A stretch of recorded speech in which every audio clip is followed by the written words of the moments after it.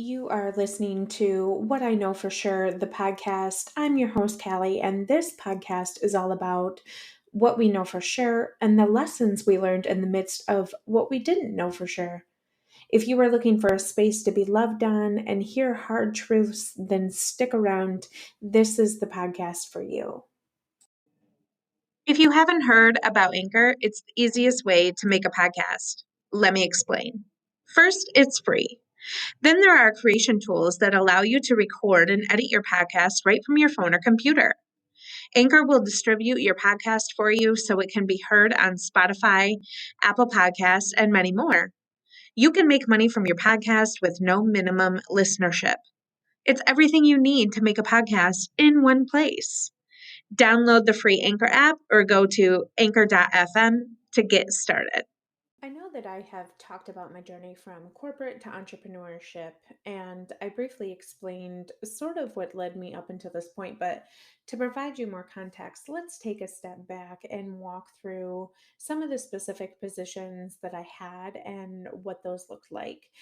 Ultimately, I want to kind of take you guys through the journey of moving from corporate world to working from home full time and sort of what that looks like. And so, really, at the basis of it, I never really knew that I could even be an entrepreneur or own a business because, as I've mentioned, I wasn't set up to really have that journey, nor did I think I was capable of doing it. But I do remember that as I was climbing the corporate ladder, some positions were definitely worse off than others. My first position was right out of college, and I was a recruiter. And so part of that position was, searching people um, for positions that we had available and interviewing and doing, the whole life cycle of recruitment to hiring. And so even though the people in the company were great, it lacked paying me what I knew what I was worth. And so ultimately, I made the decision to move to the second position where the responsibility was increased and the position shifted slightly. And the only problem with that is I had a very chauvinistic boss who would, I kid you not, put his bare feet on top of my coworker's desk every morning while we were having a team meeting. He very rarely wore socks with his shoes.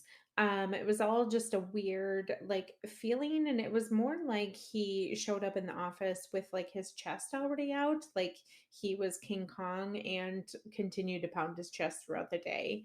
And so this was also the position that I held during the time of when my dad died. And so in the midst of all of that, I was dealing with a lot of internal trauma, and the support system that ideally you're supposed to have in a workplace just wasn't there. And so instead of reaching out for help, I was ultimately let go of my position because I wasn't pulling my weight.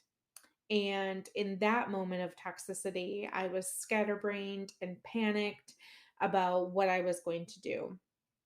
And I'll also mention that I was let go the day after returning from my 1 year anniversary trip with my then husband. I literally was physically sick every time I had to drive the 1.2 miles there and the 1.2 miles home. I would cry and wonder what the heck I was doing wrong. Looking back on it now, that man had no right being a manager, and he sure as heck uh didn't own as much space as he took up the years after in my head. But ultimately that was kind of the start of me being like, I do not want to work for someone who is going to treat people like this. Nonetheless, couldn't even provide a support system for somebody who had lost their parent. And so it just became a very trying time for me. And I was so panicked and so scared when I lost my job because I was the breadwinner at the time, and we were trying to get my then husband through college, and it was just awful. And it wasn't long after that I was commuting quite a ways for another position, working with a previous coworker, and I will forever be grateful for the experience that I gained for that. Ultimately, like, the company was just amazing. They always treated me well. I was promoted multiple times throughout that company, and I was able to transplant closer to home. And ultimately, the company closed its location that I had started. And I remember having the conversation with my friend, like, on the last day, one of the last days, I guess, that I was going to be working there. And she was just so panicked because she felt like she had failed me. And while I appreciate that, I knew deep down that I was going to be okay. And I just kept telling her, like, it is going to be okay. I will be okay. I have things up my sleeve. And, I had dabbled with just sort of the VA work, I guess, that you would do. I was doing a couple side projects for people, so it wasn't lost on me that I knew that I could, transition to a full-time income, but during those days I didn't really have an idea of what that looked like.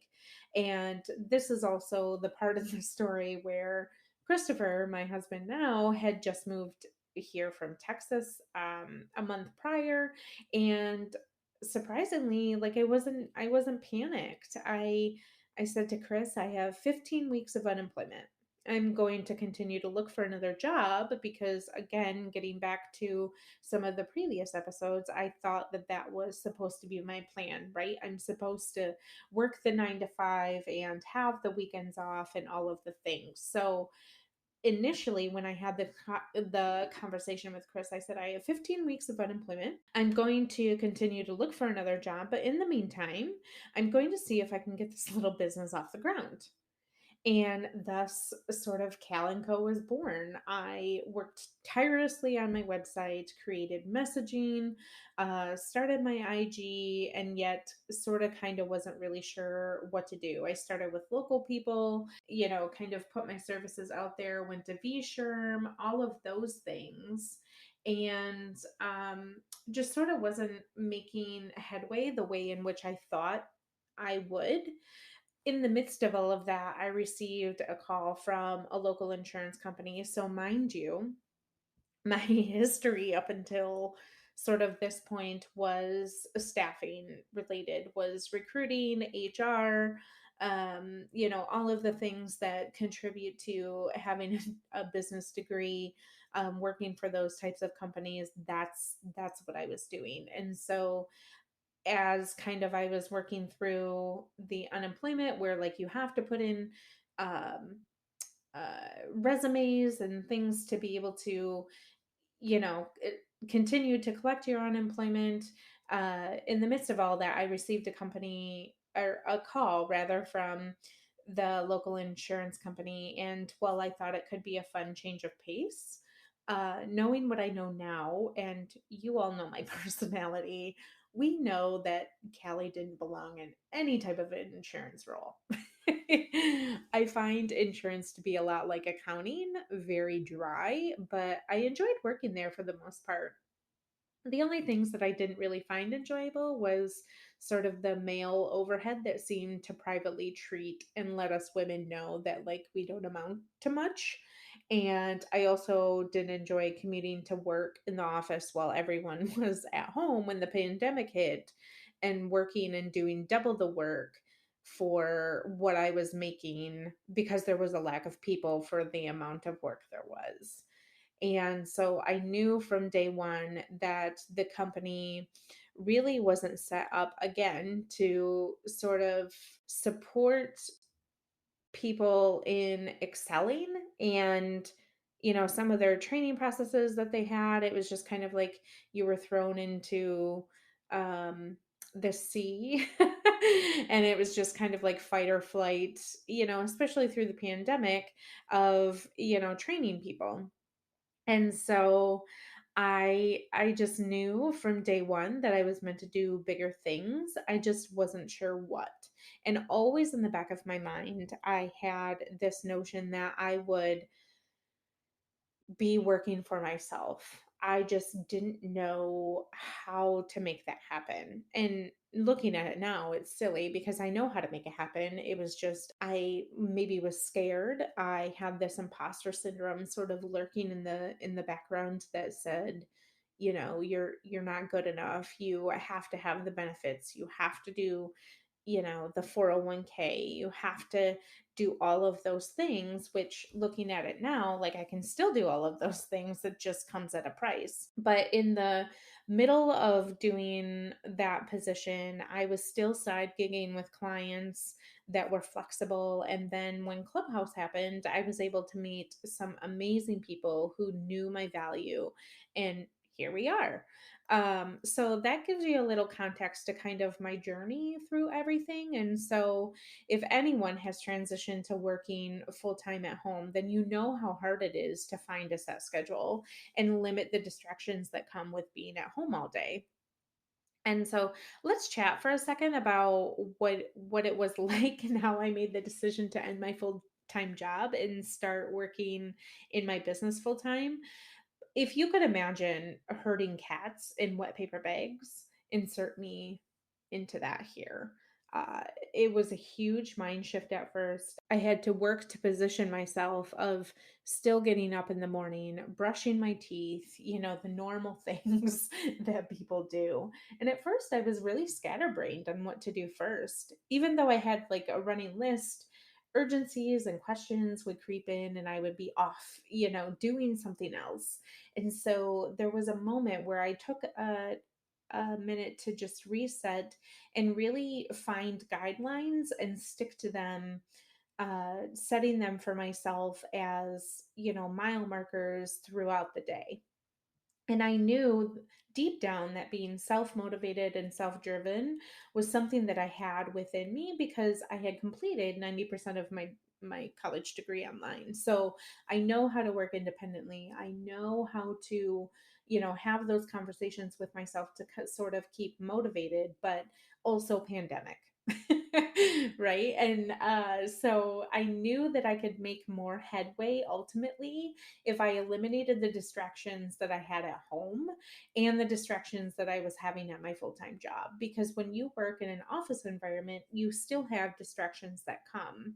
And it was just, I was sort of trading one environment for the other. So when I was at home working, it would often be the distraction of, oh, I need to go do the laundry, or I need to, call my friend, or I need to scroll TikTok for hours. Also, just a side note, this is your friendly reminder, move TikTok from the face of your phone and put it on another page or something. I'll wait. Okay, good. And so a few things that have helped my journey is number one, I got a cleaning lady, and this is a lifesaver. And with the amount of house that we have, the amount of work I would like to get done throughout the day, having a clean house and clean bathrooms is nothing but happiness for my little heart. And so I encourage anyone that has the means or the capabilities to do that, even if you are working for a company and you're still home, working, and this might become a permanent thing, really consider that because it literally takes loads off of your day. And trust me, they will work around you. Um, don't feel like, oh, I can't, like, I have to leave the house. They are fine. They will definitely work around you. So, number two is I make my bed. Do I do it every day? No. But I do notice that I have far more productive days when my bed is made. And there's just something about crisp and clean beds that are made up. And it also helps if you're obsessed with your bedding, like you just like to see a pretty bed. For me, I'm getting to that point daily. I growing up, I never used to make my bed. My mom would always tell me to make my bed, but I just didn't. So I don't have that habit sort of instilled in me, but I do notice that when I get up and get around, and before I sort of walk into my office, I will just go to my bed and pull the covers over, make it nice and tidy. It's just something that allows me to start my day with positive intentions. Number three is I wear my Apple Watch and I have the settings ping me to get up and move around. I know that you can turn those off, but I like to keep them on because I usually take this time to refill my water, stretch, dance a little, just kind of shake everything out of me. And it's been so helpful for me to get up and refocus my thinking differently. So I encourage you to do that. Number four is I utilize my Google Calendar to a T and I block my calendar. So in servicing different clients, it is important for me to be working in their business every day. So I time block specific times for them and move them around according to priority. So, in essence, if I have A, B, and C client, I will position them as A, B, and C. But, if something comes up the day before where I need to shift them, then at the end of the day, I'll sort of prioritize that next day and, move them around it accordingly. And it also allows me to provide gaps in my calendar that if people want to reach out to me, have a connection call, do new client calls, I'm able to work those in without it just being kind of a free for all of my calendar for people to just schedule whenever. So that's been super helpful.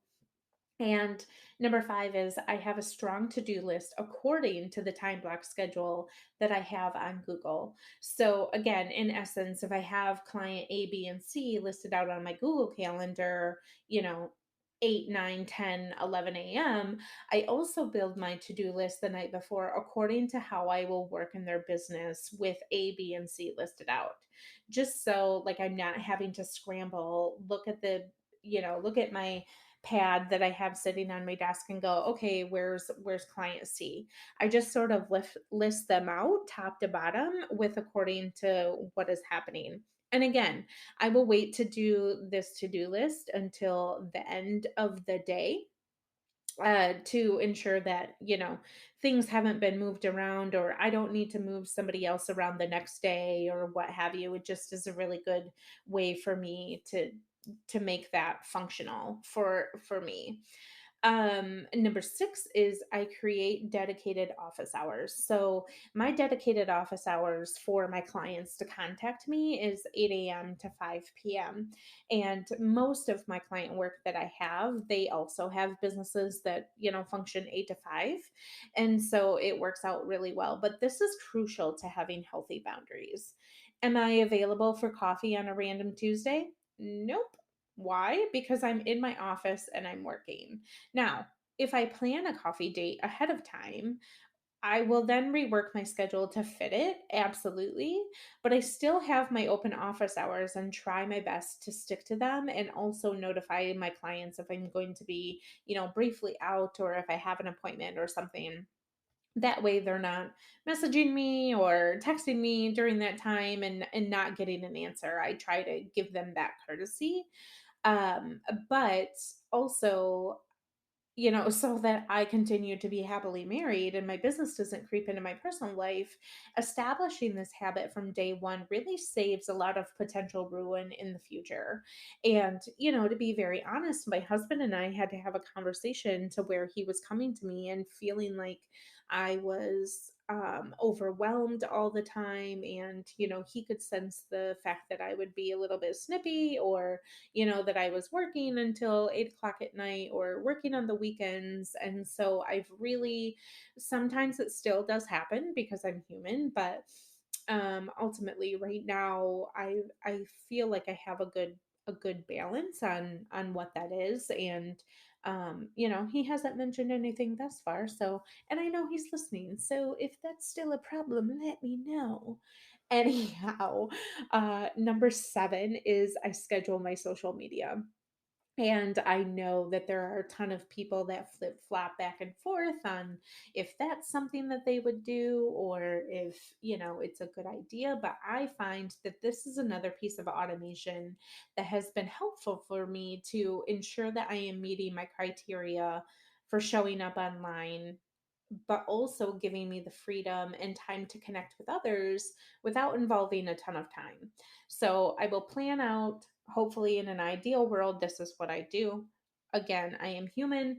But I will plan out sort of my week ahead. I don't venture too far ahead just because that's not how my brain operates. But I will plan, a week ahead of time and schedule them out for the days. I don't post every day because I don't feel like that's effective for me and my business. But if that is you, then you would just plan out your week for whatever situation is comfortable for you. And so it allows me to be able to use that time that I would otherwise be coming up with captions or imagery to interact with everybody that I have on my Instagram that I really want to pour into, or be able to research things for my business. Like, I try to be flexible with utilizing that time with how I want it to work out instead of, spending all that time scheduling my social media. So, number 8, I also utilize my out of office. So, when I'm knee deep into a project or I have a huge productive day ahead, I will simply set my out of office on my business email.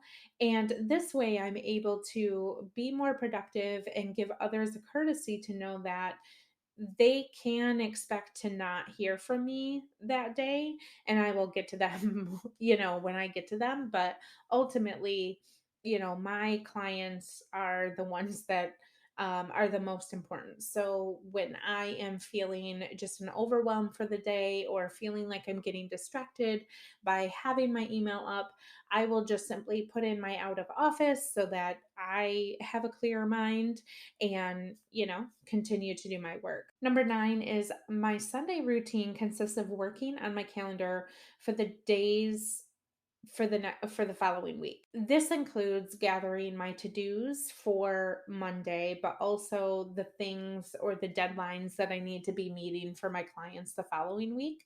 And it's a nice reset to end the prior week and shift those things that maybe I didn't get done or they were postponed for a reason, and then move them to the next week and set me up for success in the week to come. Number 10, and the final tip, is to schedule time for you to check into your business. Whether this is a daily, weekly, or monthly thing that you do, you have to have some sort of system where you are covering financials, growth, and really allowing yourself to execute on the dreams that you have for your business. And if you don't have a business, you can utilize this time to check in with yourself mentally, physically, spiritually, emotionally, etc. Really take that time to carve out for yourself. And I take the time to carve out for myself, but I also take the time in the morning to, spend in my business. And it's every morning for me personally, but to really identify, the growth markers. Am I hitting them? Am I off track? Are there systems, processes, things that I can scale in my business to make my functionality easier? That's the time that I take to do all of that. And, with every listed item that I just gave you, there are some common mistakes truly that I've been guilty of in establishing a good work from home routine. And some of those are making myself totally free to run errands whenever I feel like it. Like, get a coffee, go to lunch with a friend, or, that turned into hours. And although I will always give myself that once a month midday treat for a facial, I, that I won't give up. But everything else can wait, like priorities, right? But you have to establish this. Oh, like, I'm not going to go grocery shopping for 2 hours a day on a random Tuesday or Wednesday because that's not conducive to me getting my work done. Will I take the 30 minutes in the morning when I'm having that sort of introductory time to schedule, grocery delivery or for me to run out and pick it up? Absolutely. Typically in our household, though, we call it Harold and Doris on Saturday morning to go and do all of our running done. And if you've never gotten up early on a Saturday morning to go out with the old folks and get your groceries, I'm empowering you to do that now because there's something amazing about that. Anyhow, another mistake is working from my my bed or your bed. Now, if that is where you are the most productive, you do you. But for me, I simply cannot. I have to be fully seated in my office chair with all three, yes, three monitors to really get my production going. I have to be, in my office environment in order for me to have the brain switch to be like, okay, now we are actively working. So, I'm also been prone to eating lunch at my desk, and man, I threw that right out the window for a couple of reasons. First, bugs, ants and things, and not taking it directly downstairs to the trash. I enjoy so many other parts of my home, and sometimes it's nice to just sit peacefully at the kitchen table or go outside or wherever, anywhere but your desk. It is nice just to like decompress, move out, to another area and enjoy the peace and quiet. Now, if you have younger children and you're having to sort of work in the chaos, totally get it. Again, you do you, but also like sometimes it's nice taking your lunch to the closet. Just saying, peace of mind. It's quiet in there. If I gave you, a little light bulb to do this week, you're welcome. Overall, I have transitioned pretty well to working from home full time, and I'm finally kind of in a good rhythm. But that didn't come without trial and error and changing the things that weren't working. And I know that sort of as we move into this space where your company maybe has told you that you're on permanent, work at home, or you're starting your own business and working from home, or even like if you have been working at home through this whole pandemic on your business, like you still maybe are, you weren't able to leave your house or whatever that is. Change can be scary, and there is a period of sort of processing, planning, and execution that really needs to happen to sort of overhaul this work from home experience that you're giving yourself. But just know that if something isn't working, find a space and just rest and meditate on what that is and how you can work to make your experience more enjoyable and more efficient. That was a lot. That is action packed. I hope that you have gathered some information that maybe you can take back with you or found a rejuvenation that you are not alone in this whole working from home thing. We all struggle. It is a part of, our identity. It is the imposter syndrome that can sort of creep in and say, oop, you're not working from home properly.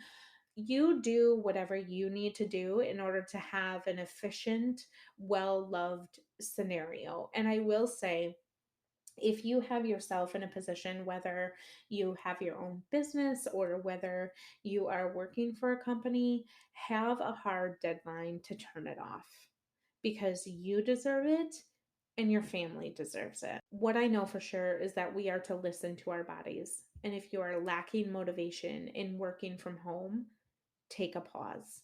A pause is always okay. For now, my friends, see you around the socials.